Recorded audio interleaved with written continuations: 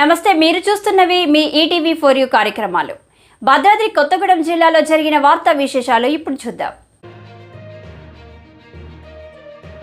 తెలంగాణ రాష్ట్రంలో ప్రజాప్రభుత్వంగా పిలువబడుతున్న కాంగ్రెస్ పార్టీ పరిపాలనలో 1969 ప్రత్యేక తెలంగాణ పోరాట యోధులకు గుర్తింపు కరువు.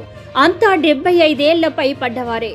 ప్రభుత్వం నుండి రావలసిన ప్రతిఫలాల వినతి పత్రం ఇవ్వడం కోసం ఎండలోని పడిగాపులు వేదిక ముందు కనీసం ప్రత్యేక గ్యాలరీలకైనా నోచుకొని 1969 ప్రత్యేక తెలంగాణ రాష్ట్ర పోరాట సాధన యోధులు. భద్రాద్రి కొత్తగూడెం జిల్లా కొత్తగూడెంలో గురువారం నాడు పలు అభివృద్ధి కార్యక్రమాలకు శంకుస్థాపన కార్యక్రమంలో భాగంగా కొత్తగూడెం పట్టణానికి తెలంగాణ రాష్ట్ర ఉప ముఖ్యమంత్రి బట్టి విక్రమార్కతో పాటుగా ఖమ్మం జిల్లా ఇరువురు మంత్రులు తుమ్మల నాగేశ్వరరావు, పొంగురెడ్డి శ్రీనివాసరెడ్డిలు, మరో మంత్రి కోమటిరెడ్డి వెంకటరెడ్డి హాజరయ్యారు. 75 సంవత్సరాల ప్రత్యేక సుదీర్ఘ పోరాటంలో 1969 తెలంగాణ తొలి దశ పోరాటంలో అప్పటి ఉమ్మడి ఖమ్మం జిల్లా కొత్తగూడెం పట్టణానికి ఒక ప్రత్యేకత సంతరించుకున్న విషయం తెలిసిందే. 1969 ప్రత్యేక తెలంగాణ ఉద్యమ నినాదం పోరులో అలనాటి పోరాటంలోకి తుపాకీ తూటాలకు బలి అయిన రామచందర్ దస్తగిరిలతో పాటు అదే బ్యాచ్కి చెందిన 1969 తెలంగాణ ఉద్యమకారులకు ఇప్పుడు బీఆర్ఎస్ పార్టీగా మారిన గత టీఆర్ఎస్ పార్టీ పరిపాలన విధంగానే 2024లో జరిగిన అసెంబ్లీ ఎన్నికల్లో విజయం సాధించి నూతనంగా తెలంగాణ రాష్ట్ర ప్రభుత్వ పగ్గాలు చేపట్టిన తెలంగాణ రాష్ట్ర కాంగ్రెస్ ప్రభుత్వ హయాంలోనూ 2 రాష్ట్ర మంత్రులు ఉప ముఖ్యమంత్రి మన ఉమ్మడి జిల్లాలో ఉన్నప్పటికీ 1969లో ప్రత్యేక తెలంగాణ రాష్ట్ర కోసం పోరాటాలు చేసి సుమారు 75 నుండి 80 సంవత్సరాల పైబడి ఉన్న ఉద్యమకారులను గుర్తించడంలో స్థానిక ప్రజాప్రతినిధులతో పాటు ప్రస్తుతం కొత్తగూడెం నియోజకవర్గం శాసనసభ్యులుగా ఉన్న సిపిఐ పార్టీ శ్రేణులు సైతం వారికి ప్రత్యేక గుర్తింపు ఇవ్వకపోవడం విచారకరం.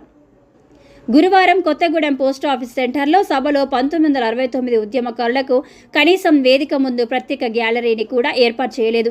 ఓవైపు ఎండలోనే వారు కూర్చోవలసిన పరిస్థితులు నెలకొన్నాయి. వారి న్యాయమైన డిమాండ్ల పరిష్కారం కోసం ఉప ముఖ్యమంత్రిని కలిసి పూలదండ శాలువలతో సన్మానించి వారి న్యాయమైన డిమాండ్ల వినతి పత్రం ముఖ్యమంత్రికి చేరవేసే విధంగా ఉప ముఖ్యమంత్రికి ఇవ్వడానికి వచ్చామని ముందుగానే సభ అధ్యక్షుల వారికి ప్రభుత్వ అధికారులకు సమాచారం ఇచ్చినప్పటికీ వేదిక మీదకి పిలుస్తామని కూడా చివరి వరకు వారిని వేదిక మీదకి పిలవకుండా వారిని నిరాశపరిచారు.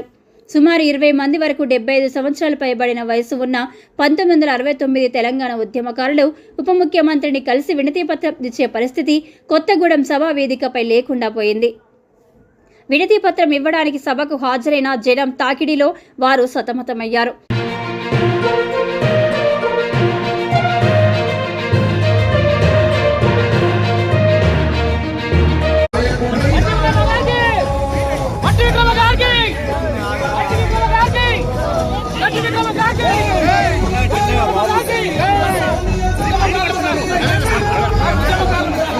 ఉప ముఖ్యమంత్రి తమ కాన్వాయ్ వరకు వెళ్లే సమయంలో బట్టి విక్రమార్కకు పూలదండలు వేసి శాలువలతో సత్కరించాలని 1969 ప్రత్యేక తెలంగాణ ఉద్యమకారుల ఆశ నిరాశగానే మిగిలింది.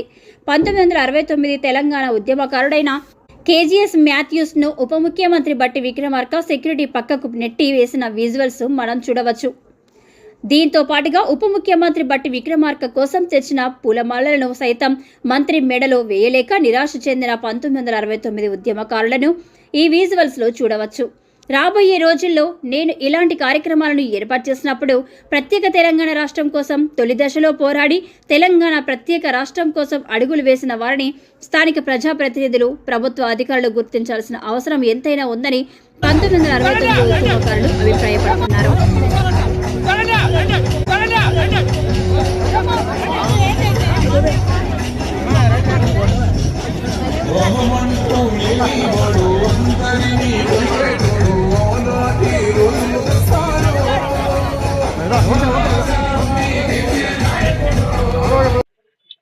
నా పేరండి కేజీఎస్ మాథ్యూస్. నేను 1969 ఉద్యమకారులకు ప్రధాన కార్యదర్శి. నేను ఈ ఉద్యమము కీలక పాత్ర వహించి చిన్నప్పటి నుండి నలుగురితో కలిసి ప్రతి దాంట్లో ప్రతినిధిగా ఉండి ప్రజల సేవ కోసం చేస్తూ ఉంటాను. ఈ ఉద్యమకారుల్లో మేము ఉన్నాం. కనీసం మేము 86 మంది ఉన్నాము. ఈ 86 మందిలో అందరూ 75 ఏళ్ళు వయసు దాటిన వాళ్ళు, 80 ఏళ్ళు పడ్డోళ్ళు కూడా ఉన్నాం. మేమేదో పొంగులేటి శ్రీనివాసరెడ్డి గారు, బట్టి గారు, కోమటిరెడ్డి గారు, మన వీళ్ళందరూ మినిస్టర్లు 5 వచ్చారు కాబట్టి వీళ్ళని కలిసి మా వినతి పత్రం ఇద్దామని చెప్పి మేము వచ్చామండి. మేము వచ్చి మేము ఉద్యమకారులమండి, మేము మా వినతి పత్రం ఇస్తామని చెప్పి స్టేజ్ మీద ఉన్న కమిషనర్ గారికి మా యొక్క విన్నపం తెలిపి మా యొక్క పేరు రాసుకోండి అని చెప్పండి, రాసుకున్నారు. కనీసం మమ్మల్ని పిలువనని పిలవలేదు, వారి దగ్గరికి కూడా రానియలేదు. మేము ఎండలో నిలబడి కనీసం 2-3 గంటలు కూర్చున్నా చేసినా కానీ మాకు వారి దగ్గరికి పోయే అవకాశం ఇవ్వలేదు, మా వినతి పత్రం కూడా తీసుకోలేదు. ఆఖరికి మన బట్టి గారు వెళ్తున్న సమయంలో నేను పెద్దగా అరిసి, మేము ఉద్యమకారులండి 45 మంది వచ్చి మేము పడిగాపులు కాస్తున్నాం ఎండలో, కనీసం మా యొక్క వినతి పత్రం తీసుకోరా అని చెప్పి నేను గట్టిగా అరిస్తే అప్పుడు పోలీస్ డిపార్ట్మెంట్ వారు సహకారం చేసి కొద్దిగా రైమాన్ గారు డిఎస్పీ గారు కొద్దిగా మాకు చనువు ఇచ్చి కలిసే అవకాశం ఇచ్చినందుకు వారికి వినతి పత్రం ఇచ్చాము, ఒక సాల్వ కప్పాము. కానీ మాకు తృప్తి లేదండి. ఎండలో ఉండి మేమందరము పూలదండలు పట్టుకొని శాల్వాలు పట్టుకొని ప్రతి మినిస్టర్కి మేము సన్మానించి వాళ్ళకి వినతి పత్రం ఇద్దామంటే మాకు అసంతృప్తి జరిగింది కానీ తృప్తి జరగలేదండి. మాకు అలాంటిది ఎప్పుడు కానీ జరగకుండా ఉండటానికి ఇంకోసారి ఇది పునరుద్ధరణ కాకుండా గవర్నమెంట్ వారు మమ్మల్ని దృష్టిలో పెట్టుకొని మా యొక్క వినతి పత్రంలో ఈ 75 ఏళ్ళు దాటిన ముసలోళ్లకు కనీసం ఈ చివరి దశలో మాకు ఒక పెన్షన్ 250 గజాల స్థలము పెన్షన్ ఇవ్వాలని చెప్పేసి, ఆ పోలీస్ కాల్పులో చనిపోయిన దస్తగిరికి రామచంద్రకు వాళ్ళకు ఒకటి ఇవ్వాలండి.